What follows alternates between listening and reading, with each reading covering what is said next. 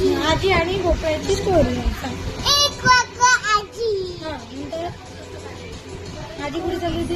भुई काय मग वाटेमध्ये काय लागलं तिला? जंगल जंगलामध्ये कोण होतं? वाघ वाघ काय म्हणतो आजीला? आजू अखावा आता मी तुला खाणार काय म्हणतो? आजू अखावा मग आजी काय म्हणते? आजी काय म्हणते? मोठी खाऊ दे तू रोटी खाऊ दे. नंतर लेकीकडे जाऊ दे आणि मोठू तू ओदे मोठू होऊ दे. मग तुम्हाला खा वाघ काय म्हणतो?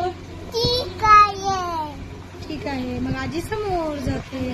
मग तिला कोण दिसते अजून? कोण दिसते अजून? भालू.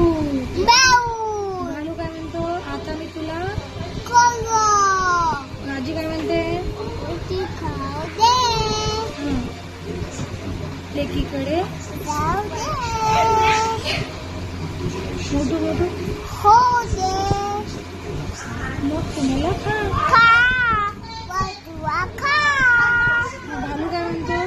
ठीक आहे मग आजी कुठे जाते? लेकीकडे. छान छान जेवण करते. तूप रोटी खाते, वरणपोळी खाते, चॉकलेट बिस्किट खाते आणि मोठू होते. मोठू तू ओदे आणि मग मोठू झाल्यावरती घरी जाते. तिला वाटतं आता मी घरी गेल्यावर मला वाघ खाणार म्हणून ती रडायला लागते. मग मुली काय म्हणते? त्या मुलगी काय म्हणते आईला?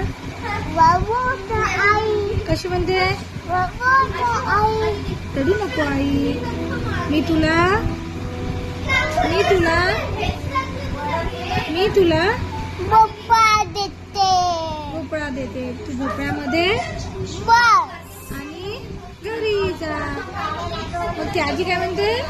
चल रे भोपळे टुनुक टुनुक, चल रे भोपळे टुनुक टुनुक. कशी म्हणते? चल रे भोपळा म्हणून दाखव.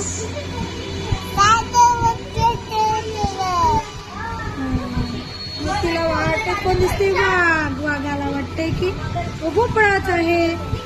मग तो वाघ खात नाही. मग भालूकडे जाते. भालूला पण वाटतं भोपळाचा आहे. मग ती कशी म्हणते? चल रे भोपळे टुनुक टुनुक, चल रे भोपळे टुनुक टुनुक करत घरी जाते. घरी गेल्यावर काय होते? जेवण करते आणि